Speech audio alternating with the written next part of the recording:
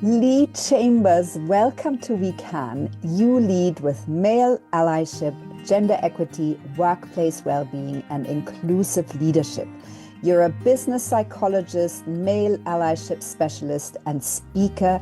You're one of the UK's leading voices on male allyship. You're the founder of Male Allies UK. You are recognized as a gender equality change maker by UN Women. You're named one of Marie Claire's future shapers alongside Harry Styles and Tom Daley. You were inducted into the Black Culture Archives in 2022 for your services to business and health. And in 2024, you received the Freedom of the City of London for services to equality in business. Lee, you are amazing. You're also the author of various books. The last one is called Momentum, 13 Ways to Unlock Your Potential. So Lee, thank you for leading, by example on WeCan. Talk to us about your life and how you got to where you are today. No, thank you, Stephanie. And obviously, everyone's had a journey to get to where they've got to. And I must say, for some of the accolades I've received, I think what's much more interesting is the journey into this work and what got me to the point where today I want to make change. I want to make the world more inclusive, and I'm always looking at how we can take action to make that happen. I'm 40. So I was born in 1985. I was born in the north of England. My parents were teenagers when they had me, and in many ways, I had an interesting childhood as a black male in a very, very white place. But actually, I reflect back, and my parents worked very, very hard to give me and my younger brothers opportunity to be able to actually achieve something. And I had some adults who really believed in me. So I was the first one in my extended family to go to university, Mhm. which was both a privilege and a lot of pressure. I did end up dropping out with some health issues halfway through, but managed to get back and graduate, and then got a graduate scheme working in finance. But I graduated in 2007, and by 2008, the credit crunch hit, and I actually lost that job. So from there, I've been on a real journey over the past 20 years. I ended up building a tech business and growing that across Europe as a young leader, making lots of mistakes, feeling a lot of pressure, responsibility for all my team's livelihood, but also in a very quick moving industry, having to learn on the go. But this work, this passion that I've got now, and the reason why I'm with you today, in many ways started 11 years ago when my immune system failed and I lost the ability to walk. And it took me 11 months to learn to walk again. And losing something that's kind of so fundamental, something that is a really important part of your life, made me reflect on, was I making a positive impact? And who was I as a man when I lost my independence and my mobility, my physical presence, things that I'd valued? It made me explore a bit deeper into who I actually was as a person. And that was 5 years into building my business that I became unwell. And that journey to learn to walk again, I took that alongside my daughter, who was born when I was in walking rehabilitation. Wow. And I was determined to get back on my feet so I could take my daughter's first steps with her. And that is something I managed to achieve. And in so many ways, for the many things that I've been recognized for, taking those first steps with my daughter is the most proud moment of my life to this date. Lee, that sounds so inspiring. Talk to us about those main messages that you want to get out into the world as a male ally, as a specialist in gender equity. Yeah, so for me, back when I was running my tech business, this was, 15 years ago, I didn't really think that much about gender equity. Mm, I did have over 30 women on my team, and I think I saw how they added value to what we did. yeah. If I look back at some of the poor decisions that I made, it was when there were no women in the decision-making Mm, process. And I actually look at some of our growth opportunities and realized it was women who either mitigated the risk or actually created the innovation. But I didn't really see it at the time as that young man trying to build something and trying to prove people wrong. Because a lot of people said I was too young to lead. I didn't have the network. I didn't have the knowledge. I didn't have the skills. And that made me blind to the impact of the wider ecosystem around me. But that all changed when I decided to step out of my business operationally and become a stay-at-home father. Because all of a sudden, firstly, I very quickly understood how undervalued caregiving was Mm, in the UK, especially. Secondly, I realised the mental load of looking after children because I had a 3-year-old and a 1-year-old, and oh boy, that was harder than running a team of 100 people. And in addition, I went to my local baby and toddler group, looking actually for a bit of respite and a bit of a rest. mm, And I walked in, and I was the only man in the room. mm, And just sitting there with the mothers and grandmothers, listening to their stories, getting to know their journeys, very quickly realized that every single woman in that room had a story of mm, things that had happened to them. And that's everything from harassment to discrimination, from being underestimated and overlooked, to being treated poorly and being bullied, through to some very serious things that were criminal that they'd had to face. And it just made me think, what can I do to make things fairer, to mm, make the world safer? And I realized that I didn't actually know. So I listened some more. I did some unlearning of some of my own conditioning. I started to do some relearning of more inclusive ways of doing things. It made me stop and become more present with myself and more self-aware of how my actions, my words, my choices impacted other people. yeah, I also went and did my master's in the psychology of environments and interactions. And two of those modules were focused on gender power dynamics and gendered interactions in human built environments. So mm, suddenly I had a bit of an evidence base to work from. I'd done some work on myself. I kept listening. I started to interview women from different industries to understand what barriers they'd faced, what had helped them on their journey, what had held them back, what resistance and friction did they feel from the systems, so I could start to understand what I could potentially do from a workplace perspective to make a difference. And that has now kind of moved forward into the organization that I run today. We still center on women's experiences because of the many things that still happen and the many things that still happen more or less to women that have a negative impact on their careers, their well-being, their livelihoods, and their ability to reach their potential and perform at the highest level. But we also now understand what stops men from building this allyship skill set. That's actually a really important skill set in an increasingly volatile and uncertain world. So we've been looking and trying to understand what are the barriers to men stepping into inclusion and building these skills? What happens to the men that do? What are the benefits that they get from going on that journey? Because I've definitely felt so many more benefits from how I now navigate the world with that skill set. What drives and motivates men to keep going when it gets uncomfortable, it gets mm, tough?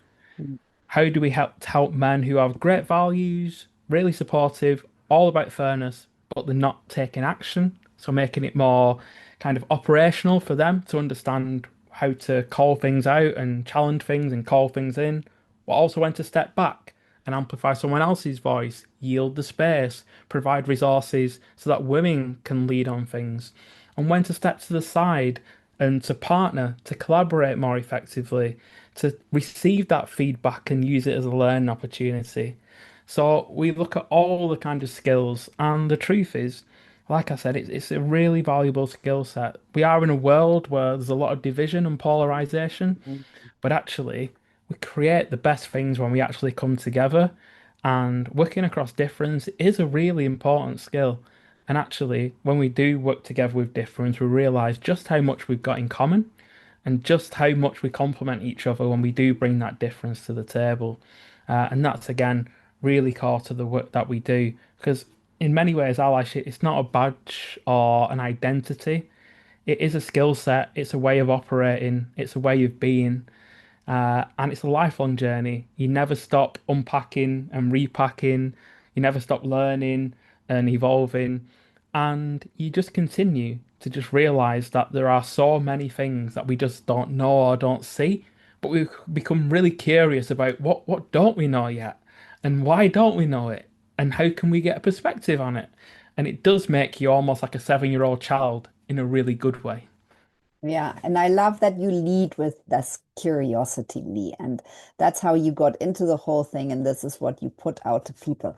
Give us some of the details that you were speaking about. You know, how if a young man is listening to this conversation, where does one even start? And I think that there are so many people, especially in the times that we live in now, right, where we have a lot of leaders around the world who are backtracking. You know, we got somewhere and now actually we're backtracking because we have too many leaders that are not supporting um, gender equity, they're not supporting male allyship, and they're showing us the exact opposite.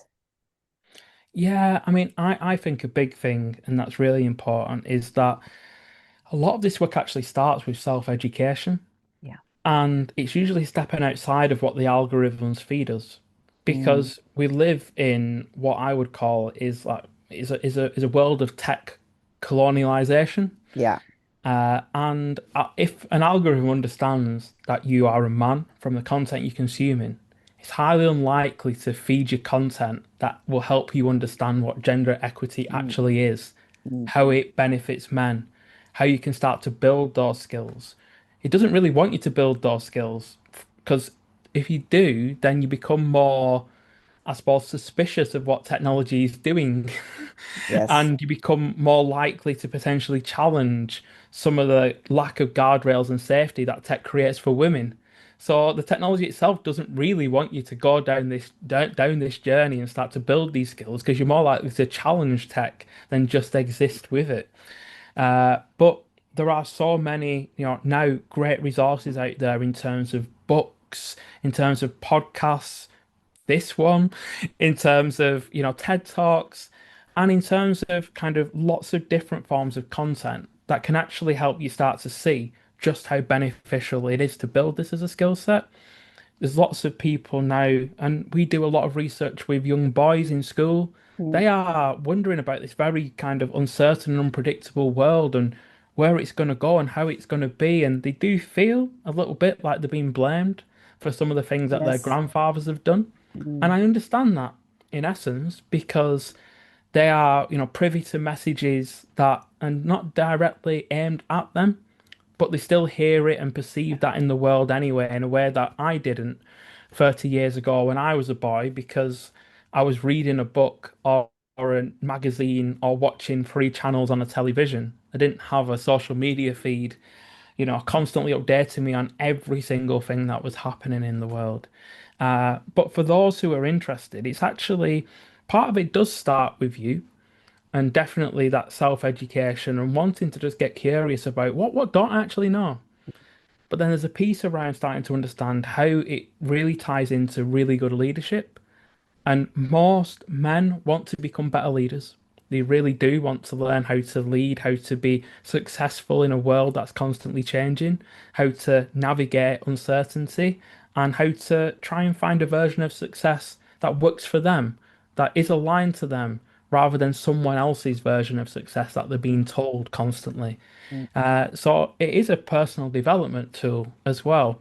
And then there's thinking about the influence that they can have on the world and getting to meet different people than the usual kind of network that they have. Because what we find is that those who find real resonance on this journey, they actually actively diversify their network of people. So they've got different people to sometimes challenge them and help them learn. They've got a willingness to learn. And I think the biggest thing, Stephanie, that I see in this work is traditionally men are conditioned to try and be experts, to try mm, and lead in an expertise economy. yeah. But actually, the beauty of this journey is you actually have to be a beginner at the start. And there is a beauty in being a beginner. It's almost like you say you want to learn a new martial art. You walk into the dojo for the first time. You see all these people who've been training for years and they're doing spinning kicks and flying punches. And you walk in and you think, oh, I'd quite like to do that. And then you stand on the mat, and the first things you learn are how to stand and how to move one foot in front of the other. Mm, And then you start to learn how to change from one stance to another. And then you'll probably start to learn how do I hold someone's G when I'm moving with them. But they're the foundations. because those people doing the flying kicks and the fancy punches, they still do the basics every single day because that's the foundation. Mm. And it's helping people start to work on those foundational skills, little things that they do. Because allyship isn't big grand gestures and big fancy statements and big parties and awards. It's small, micro moments of being more intentionally inclusive. That's like the little basics, the stance, the holds, the movements, and that's the foundation of everything. So we break it down into small, actionable things that men can start with, rather than it feeling this really daunting, scary thing that they have to be an expert on, and they don't know what they're doing, and they don't want to say the wrong thing or not look like they know what they're doing. So it's making it digestible and meeting men where they're at. We know because when one is a little bit involved in this area, you've read a lot of books and listened to a lot of very smart people, and there is a real business case. We know in this day and age that companies that are more diverse, they have a more um, beneficial bottom line, right? As in that company makes more money. And I wonder why in 2026 we still have to talk about it. And so I would love to have your opinion on that because the bottom line is so clear. Yeah, I mean, it's a great conversation, Stephanie. I think there's probably two things that we found in our work. So the first one is that there's lots of pieces of research that look at kind of gender inclusion, gender balance, and what happens to organizations where it's better or where it's worse. And you can see there is definitely some, kind of correlation there between higher levels of gender inclusion and higher levels of stock market indices, higher levels of efficiency, and definitely more rigorous studies looking at better decision making, Mm, less groupthink errors, and better mitigation of risk.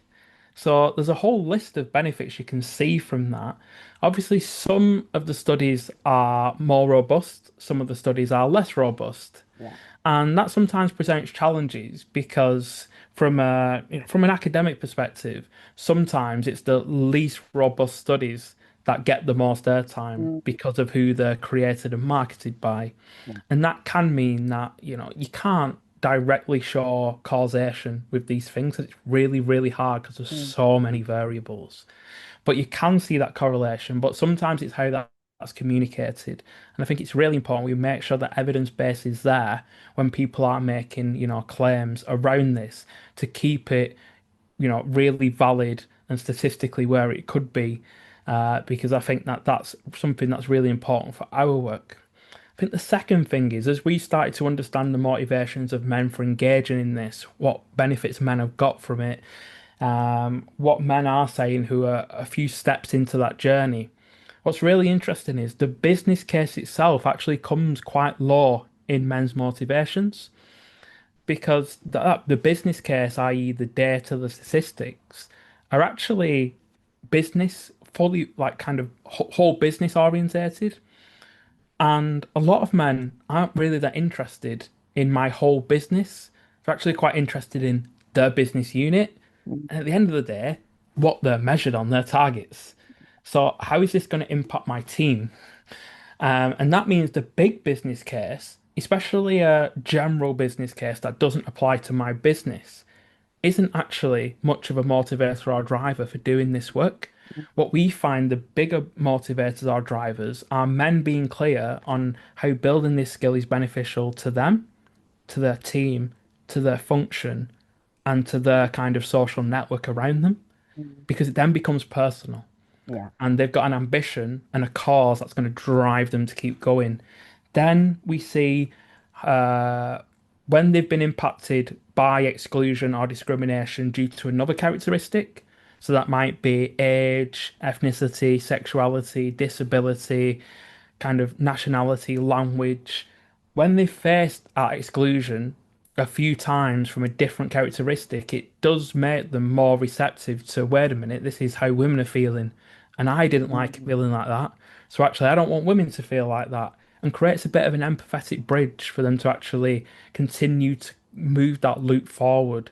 And the third thing we found in that is vicariously experiencing women's live reality. So things happening to their partner or to their daughter or to a woman who they care a lot about, and then suddenly feeling this kind of moral outrage that this should be happening, that can then drive them into thinking how they can be part of the solution, and how they can start to build these skills. So, from the business case aspect, there are many studies out there. Some are more robust than others, and it's really kind of pointing to the robust ones. So they're much less likely to be said, well, is that really the case, or is that actually valid? Because they are. And secondly, it's realizing that a big kind of wide business case quite often doesn't really appeal to men on the ground. They're much more interested in their own KPIs. And we live in a very individualized world, Stephanie. Like people are more interested in something that directly relates to them rather than this big headline number. When really they might not be in a position where that particular metric is even interesting to them. Mhm. I thank you for sharing that, Lee. I think that's makes so much sense.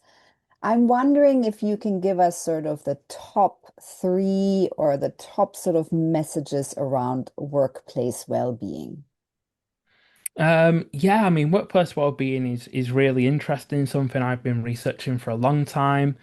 Um, Lots of organizations think that workplace well-being is having a fruit bowl in the office or a yoga class on a Friday or kind of a pool table or a football table Yeah. or some kind of gym kind Mm, of woven into the office. And the truth is, workplace well-being starts with good working conditions, mm, sustainable ways of working, people being really clear on the roles, more effective collaboration and teamwork. It actually starts not with what you can add, but with what you can actually take away in terms of resistance, in terms of confusion, mm, in terms of wasted energy in a business.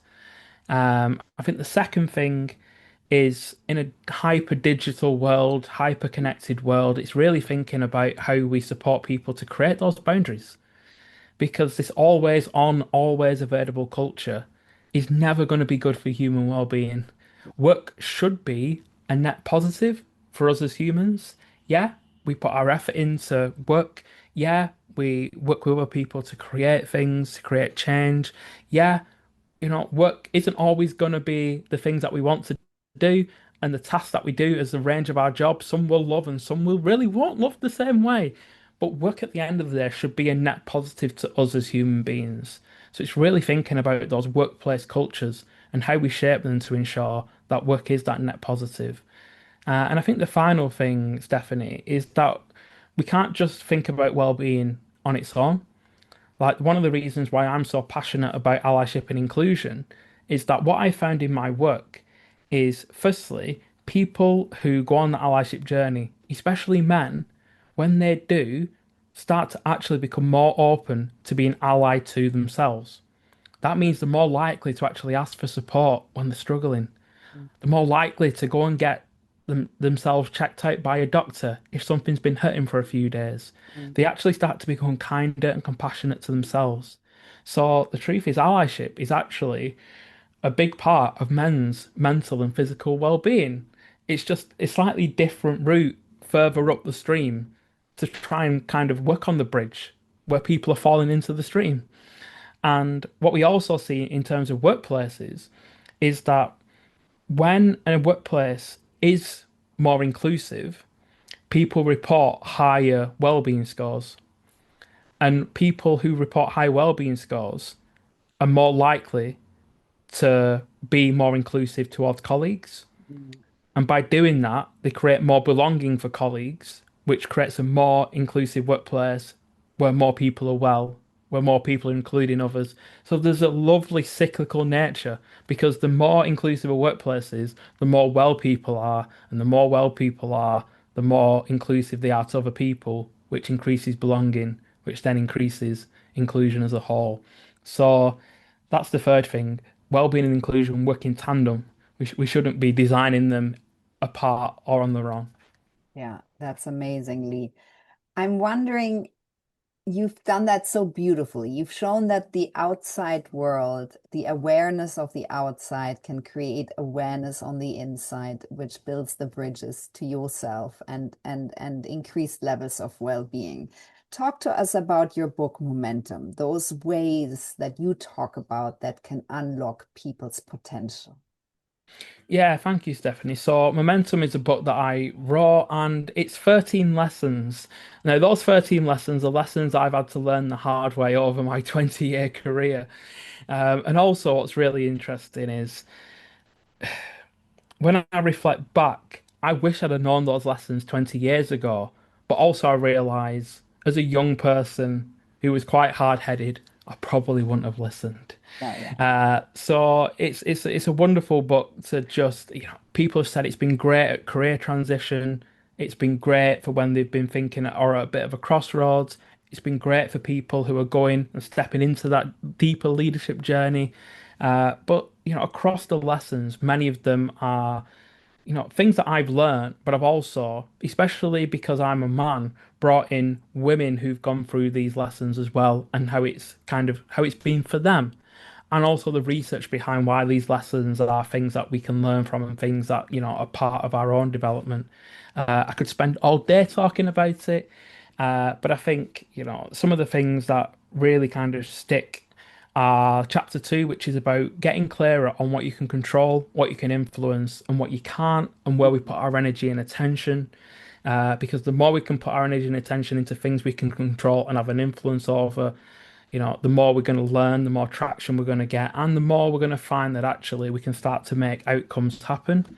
And I think reflecting towards the end, we do look at well-being. We also look at risk taking. We also look at how our modern careers are going to be a squiggly line. They're not going to be a straight line. They're going to be very squiggly and up and down. And sometimes side steps are the best thing we can do.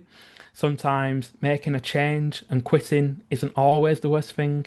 Mm, But what I reflect upon is that later in the book, we actually look at how often do we actually stop and redefine success on our own terms? And how often do we allow ourselves permission to actually change what success means to us? Because success should change as we grow, as we learn, as we become more wise. And the world today spends a lot of its time telling you what success should be. And I'm so passionate that as people go through these books and apply these lessons, they actually start to ask themselves, when I think about my own life, what would success actually mean to me? And what would that look like? And people quite often realize it's generally not that far away from where they're currently at. Um, and there's something really powerful in having that reflection. amazing, yeah. Lee, that was my next question. We all go through all these different phases in life, right? And it's a brilliant advice to redefine success. What does success look like for you now? Oh, that's a great question, Stephanie. So I reflect on how success has changed for me. When I was younger, it was quite often proving people wrong or Mm, showcasing to my family that I could build on the platform that they created for me. Obviously, becoming unwell and losing something as pivotal as walking definitely makes you reflect on what success looks like and what you're taking for granted in life. Success to me now, if I'm to kind of reflect on it, success for me is waking up in the morning, doing work that I love with people that I love and creating an impact that I love. And those three things mean that I wake up in the morning knowing that no matter how challenging the current climate is, no matter how many different variables there are that can change on a daily basis, no matter what the weather outside, when I look out of the window, that I'm going to be doing something that I love with people that I love and seeing an impact that makes a difference. And if I can just keep making a difference and doing great things, for the rest of my life, I will die a happy man. amazingly. I love that you said that and how you said it and how simple it is in theory. So, how can we support you, Lee? The listeners, us at WeCan. Yeah, so for me, it's, have a look at Male Allies UK, find out about what we do. We do share resources. We do lots of work in workplaces. So if that is of interest, we're always happy to have a conversation. Mm. I do post insights on LinkedIn, so that's another place where you can find us. And if you're interested in Momentum, the book, go out there and get a copy in every good bookstore and every online bookstore as well. And just for me, sometimes it's not about what you can do for me, but it's actually about what you can do for yourself. I would say for every listener, go a little bit deeper on the allyship journey. When you're listening to this, listen to something else that's a bit different than would normally be suggested. Go and talk to someone who you've never really talked to properly. Just go and explore difference. Go out there and get curious about the world. And like I said, ask why and be that 7-year-old child. The world's so colourful and so much fun when you almost be that younger version of yourself who doesn't have those fears and is willing to explore and feel that anything is possible. And what are your plans and goals for 2026 and beyond? So we have lots of different plans, Stephanie, continuing to do the research with boys to understand how we can, yeah, create a next generation of boys who are able to both grow and feel part of the world as we move forward. We're also doing research with senior male leaders to understand what the next version of allyship looks like and where they can play a significant role in moving gender balance forward, even in times when certain leaders are trying to push it back.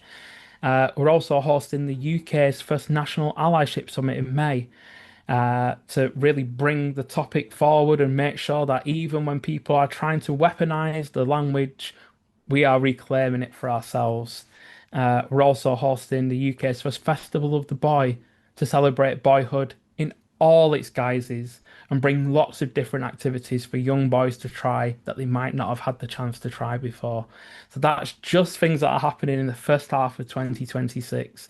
We've got lots of big plans to keep bringing allyship, making it happen, allowing people to be part of the change, and just ensuring that, yeah, inclusion is for everyone. And we make sure that everyone feels they can be part of making inclusion happen for other people. Lee Chambers, you are so inspiring. We are so grateful for your service, for the change you bring to the world. Everyone, you heard it. Explore the differences. Strike up a conversation to someone that you know nothing about. Um, what can you do to be a part of this allyship journey and the journey to gender equity? Thank you so much.